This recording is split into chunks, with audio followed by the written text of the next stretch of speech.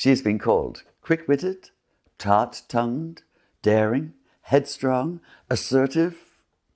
Take your pick. So it should come as no surprise that Aisha's life was riddled with controversy. Defying all our expectations of 7th century Arabian women, she refused to be relegated to the background and insisted on being heard. In fact, she couldn't be ignored. Just about everywhere you look in the historical accounts of early Islam, there's Aisha, front and center, even leading an army 10,000 strong into battle. She was the youngest of the wives Muhammad married after the death of his first wife, Khadija. That had been a loving, monogamous marriage of 24 years, but the multiple later marriages were essentially political. As was the custom of the time for any leader anywhere, there were means of consolidating alliances. In Aisha's case, with her father, Abu Bakr, who would be the first caliph or successor to Muhammad. So just how young was she when she married Muhammad? Aisha would later claim that she was only 9. And while other accounts have her aged 9 when she was betrothed, but actually married at age 12, few people cared to openly contradict Aisha. And besides, being married at 9 would make her unique, and she was proud of her uniqueness. Not only the youngest, or the most spirited, or the only virgin among those late-life wives, since all the others were either widowed or divorced, most insistently, Aisha was the favorite, the one who could tease Muhammad and get away with it, except for once.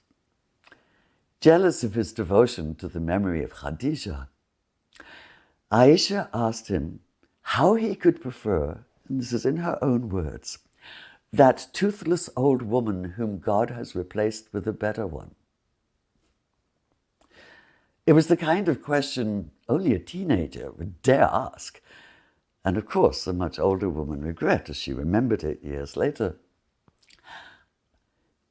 So how ironic is it then that the outspoken Aisha should serve as the excuse, the rationale, for one of the most misogynistic interpretations of the Quran, one that would force women into silence.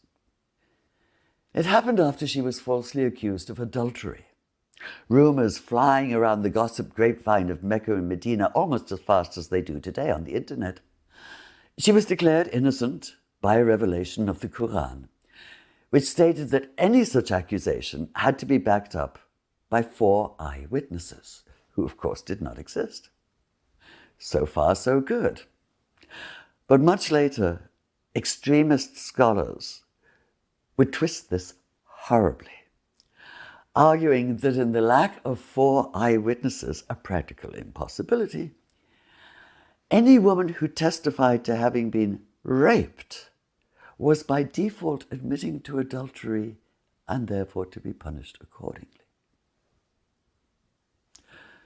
If Aisha could have foreseen this, she'd have been horrified.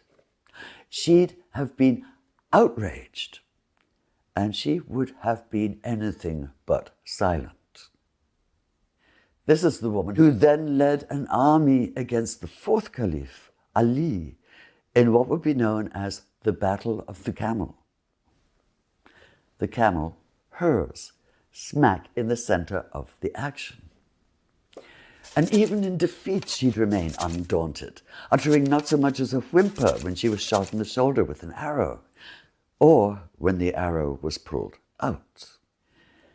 But perhaps the ultimate irony was that Aisha never had any children of her own, and yet she'd be given the title mother. Muhammad's death would leave her a young widow, and she'd remain both childless and a widow, since the Quran stated that his surviving wives could never marry again, a mandate intended to guard against undue influence. Instead, said the Quran, the widows were to be known as the mothers of the faithful. And as the youngest and the longest lived, Aisha would thus become not only the most prominent, but also the one with the most detailed memory.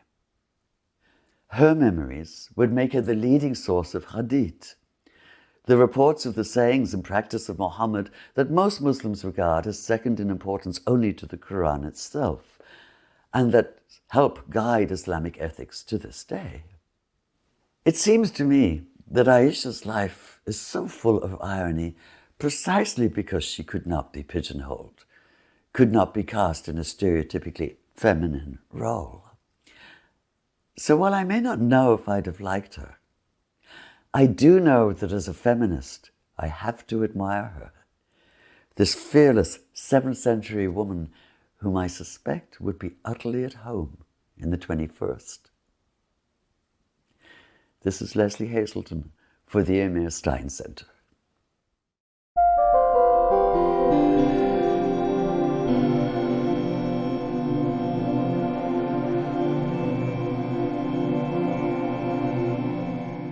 This video was produced in collaboration with Alliance of Virtue.